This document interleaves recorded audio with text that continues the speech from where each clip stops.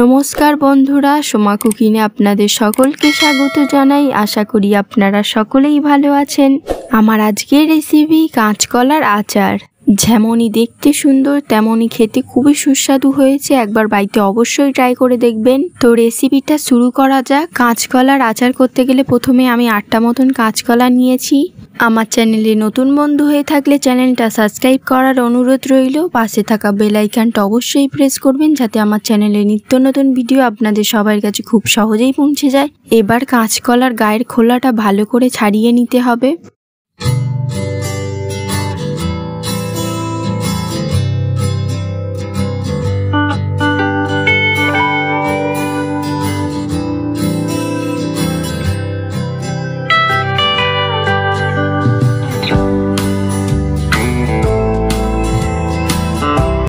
কলার খোলাটা ভালোভাবে ছাড়ানো হয়ে গেলে একটা কলা 4 টুকরো করে মাঝখান দিয়ে হাফ করে নিতে হবে। এবার একটা পাত্রে কিছুটা মতন জল দিয়ে কাটা কলাগুলো রেখে দিতে হবে। কলাটা অবশ্যই কেটে কিন্তু জলে রাখতে হবে, নয়তো কলার আঠাটা কিন্তু উঠবে না। ভিডিওয় যেমন দেখাচ্ছে তেমনভাবে সব কলাগুলো ভালো করে কেটে নিতে হবে। স্কিপ না করে সম্পূর্ণ ভিডিওটা দেখলে আশা করি আপনারা অনেক কিছুই শিখে যাবেন।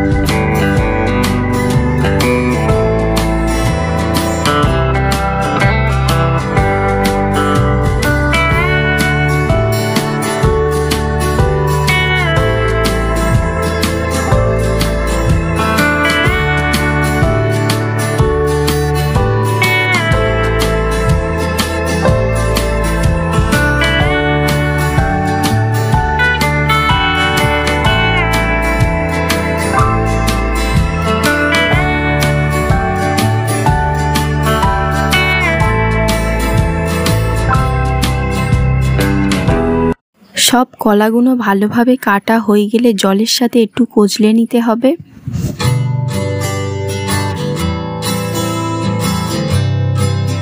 দেখুন কলা থেকে কতটা পরিমাণ নোংরা বের হয়েছে। এবার এই নোংরা জলটা ফেলে দিতে হবে।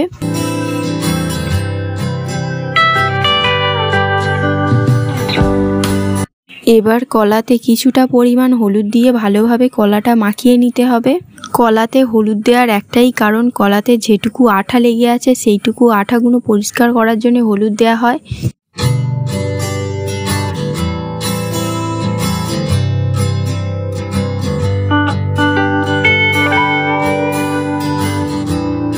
হলুদ মাখিয়ে কলাটা কিছুক্ষণ রেখে দিতে হবে।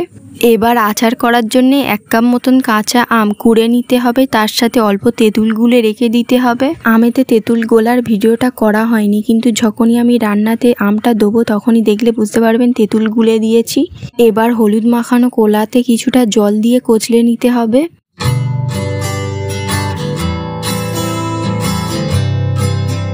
কচলানোর পর জলটা ফেলে দিতে হবে, আবার জল নিতে হবে, জল নিয়ে আবার কচলে জলটা ফেলে দিতে হবে।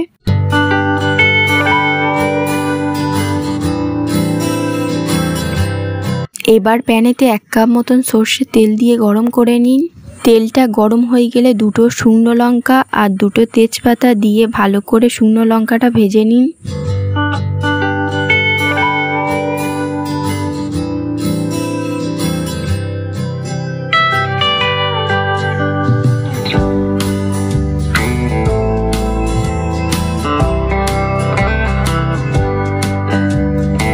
শুকনো লঙ্কাটা ভালোভাবে ভাজা হয়ে গেলে 2 চা চামচ 5 ফোড়ন দিয়ে দিন। 5 ফোড়নটা হালকা এবার ভেজে নিন।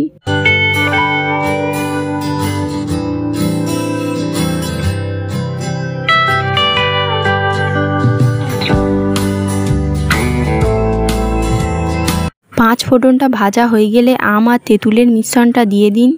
দিয়ে একটু নেড়ে কষে নিন।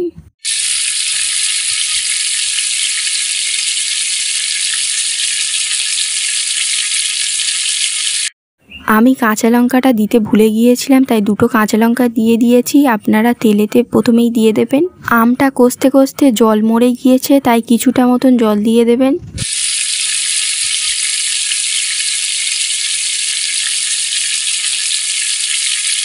স্বাদ মতন লবণ আর কিছুটা হলুদ দিয়ে দেবেন। দিয়ে একটু নেড়ে নেবেন।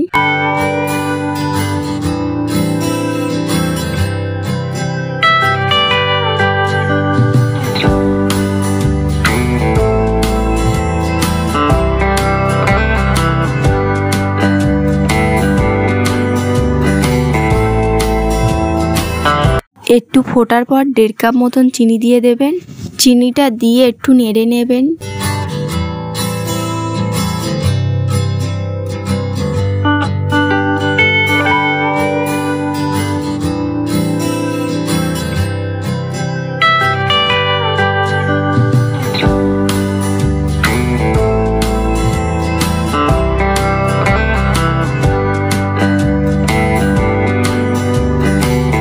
চিনিটা গলে গেলে সব কলাগুলো অল্প অল্প করে দিয়ে দেবেন।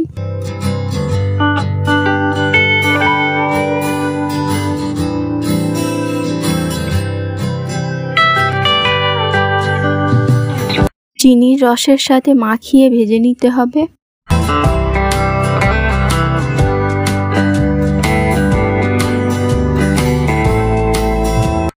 কিছুক্ষণ কলাটা চিনির সাথে ভাজতে হবে।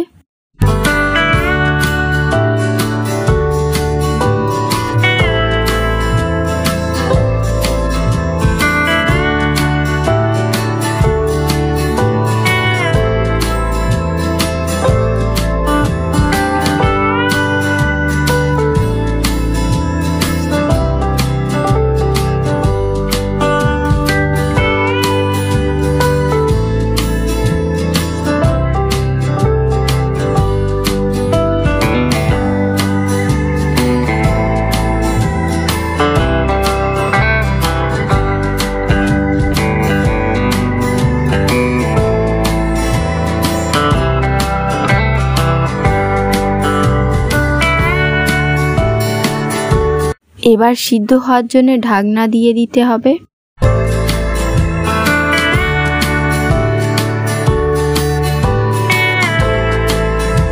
কিছুক্ষণ পর ঢাকনাটা খুলে দেখতে হবে কলাটা সিদ্ধ হয়েছে কিনা।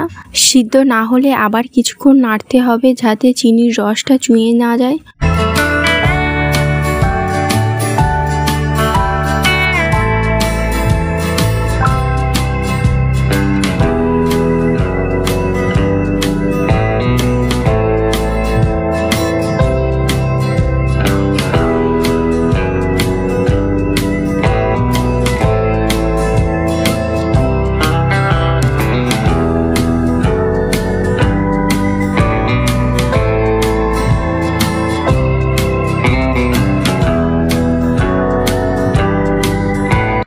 আবার সিদ্ধ হওয়ার জন্য ঢাকনাটা দিয়ে দিতে হবে।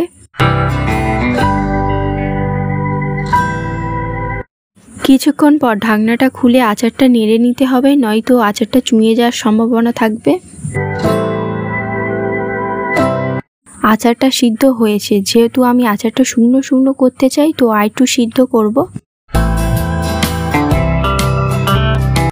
আপনারা চাইলে অল্প চিনির রস রাখতে পারেন।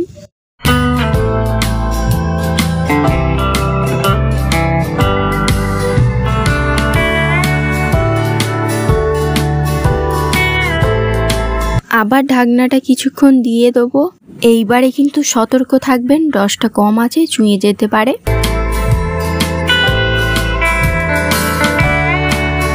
এবার তাড়াতাড়ি করে ঢাকনাটা খুলে নেড়ে নিতে হবে।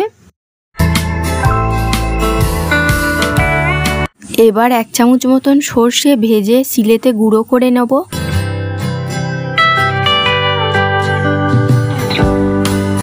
এবার সর্ষে গুঁড়োটা আচারের উপর ছড়িয়ে দেব,